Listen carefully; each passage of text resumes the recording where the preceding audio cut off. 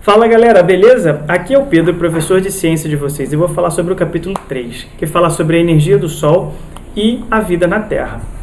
Bom, a gente já discutiu isso em sala de aula, então eu vou só repetir com vocês. A ideia da origem da vida na Terra foi a partir desses dois cientistas, chamados Oparin e Haldane.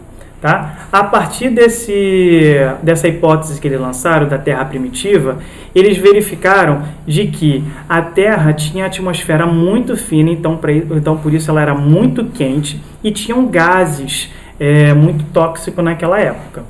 Bom, através de radiações ultravioletas, descargas elétricas e muito vapor d'água, favoreceram o surgimento de moléculas simples, como aminoácidos, açúcares e ácidos graxos. Mais tarde, essas moléculas conseguiram evoluir gradualmente para formar os primeiros seres unicelulares. Tá?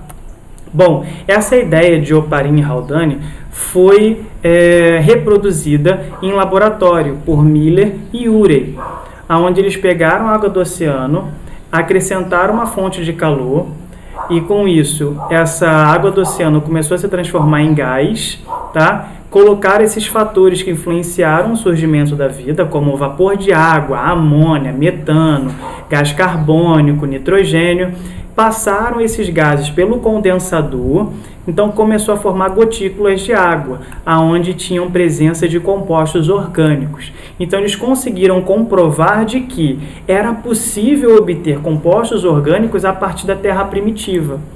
Aí veio a primeira hipótese do surgimento dos primeiros seres unicelulares, né? Então a primeira forma de seres unicelulares que foram descobertos, né, na hipótese, seriam seres heterótrofos, tá? Que são seres que produziam seu próprio que não produziam seu próprio alimento, anaeróbios, ou seja, aqueles que não necessitavam de oxigênio, e que mais tarde surgiram outros seres, os seres autótrofos, aqueles que produziam seu próprio alimento, e esses seres seriam aeróbios, que necessitavam de oxigênio para sobreviver.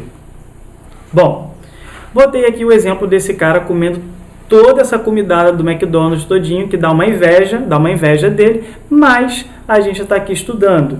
Então era para mostrar que os seres humanos e os animais são seres que fazem quimiossíntese, ou seja, a gente necessita de matéria inorgânica para produzir matéria orgânica, diferente das plantas, tá? Diferente das plantas que fazem fotossíntese, ou seja, é um processo realizado por organismos produtores em que se observa a captura de energia solar e transforma em energia química, ou seja, transforma a energia solar em energia química, beleza?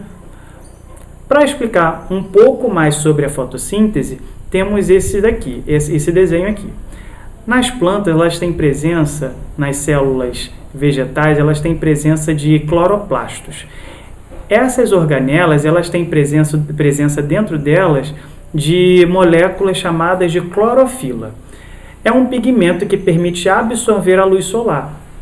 Ou seja, por meio de gás carbônico, água e a luz solar, obtém a glicose, que é um tipo de açúcar, e que mais tarde a planta converte essa glicose em amido, e que depois libera gás oxigênio. Então, olha só, para fazer a fotossíntese, a planta necessita de quê? Luz solar, gás carbônico e água. Produz a glicose, é convertida em amido, que são açúcares, e libera o quê? Oxigênio, beleza? Continuando, a respiração celular, pegando esse gancho lá da fotossíntese. Vamos lá. Na fotossíntese, peguei lá o gás carbônico, peguei a água, peguei a luz, produzi açúcar. Esse açúcar converte em amido para a plantinha, e os seres humanos, assim como os outros animais, vão pegar esse açúcar, vai digerir esse alimento, vai quebrar esse açúcar no organismo, e esse açúcar quebrado vai gerar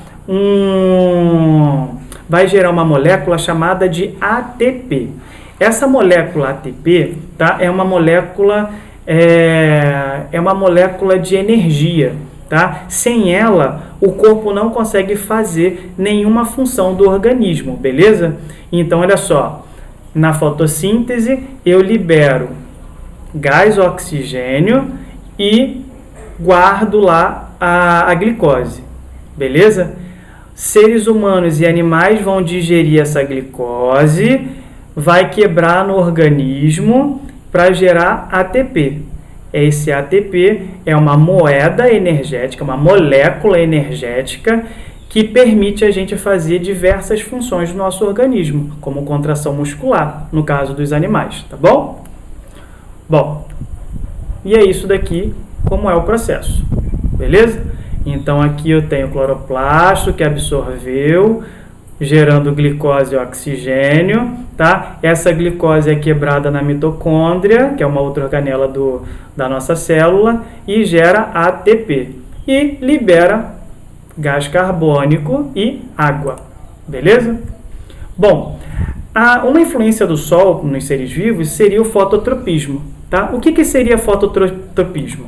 Seria, na verdade, a ideia dessa imagem aqui, ou a ideia dessa imagem, ou a ideia dessa imagem. O que isso tem em comum? Isso aí. Então, quer dizer que as plantas, elas têm tendência de crescer em direção à luz, tá bom? Então, se você coloca uma planta para nascer no lado escuro e você tem luz do outro lado, a tendência é que essa planta, ela se mova, ela cresça em direção à luz, tá bom? Outra influência seria o relógio biológico, tá? No relógio biológico, a gente, dependendo da quantidade de luz que chega aos nossos olhos, é liberada uma quantidade de hormônio chamado melatonina, tá? Que ela é responsável por induzir o sono. Então, pela madrugada, tem muita concentração de melatonina no sangue, por isso que a gente consegue dormir plenamente, beleza? E quando chega na parte da manhã até a tarde, essa concentração ela diminui muito, muito, muito mesmo, tá? E que nos mantém desperto o dia inteiro. Quando chega num certo horário, né, a concentração de melatonina ela vai aumentando, né? Por volta das 8, 9 horas da noite, a melatonina ela vai ser liberada aos poucos, para chegar lá na madrugada, já ter uma alta concentração e a gente dormir calminho, bonitinho. Tem também a ativação da produção de vitamina D, que ela é muito importante para fixar o cálcio nos ossos, tá? Lembrando que a vitamina D a gente pode obter através de alimentação, mas a outra parte a gente obtém por estar exposto ao sol, mas não é exposto ao sol 24 horas. Vamos lá. Para você conseguir produzir uma certa quantidade de vitamina D, você tem que pegar de 10 a 20 minutos de sol, pelo menos 3 vezes na semana, e esse sol tem que ser antes das 10 horas da manhã. E nesse horário você não deve utilizar filtro solar, beleza? Porque ela impede a absorção dessas moléculas, tá bom? Você pode utilizar também através de alimentação, como eu falei, tá? E também por suplementos vitamínicos, tá? Também pode obter. Bom, que benefícios a vitamina D traz? A vitamina D ela ajuda a absorver o cálcio no organismo e evita a osteoporose, que é uma doença que enfraquece os ossos e pode causar fraturas, principalmente na coluna, na bacia, nos punhos, na costela, beleza? Então os ossos ficam quebradiços, elas ficam bem ruins, tá bom? E a tonacidade muscular, tá bom?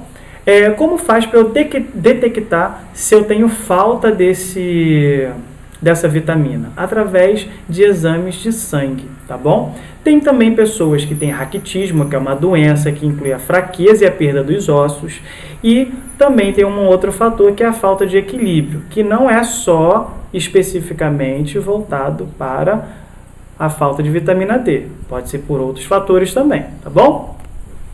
Bom, galera, obrigado pela aula, tá? Até a próxima. Vou pedir que vocês façam as atividades do livro e eu vou corrigi-las no próximo vídeo, tá bom?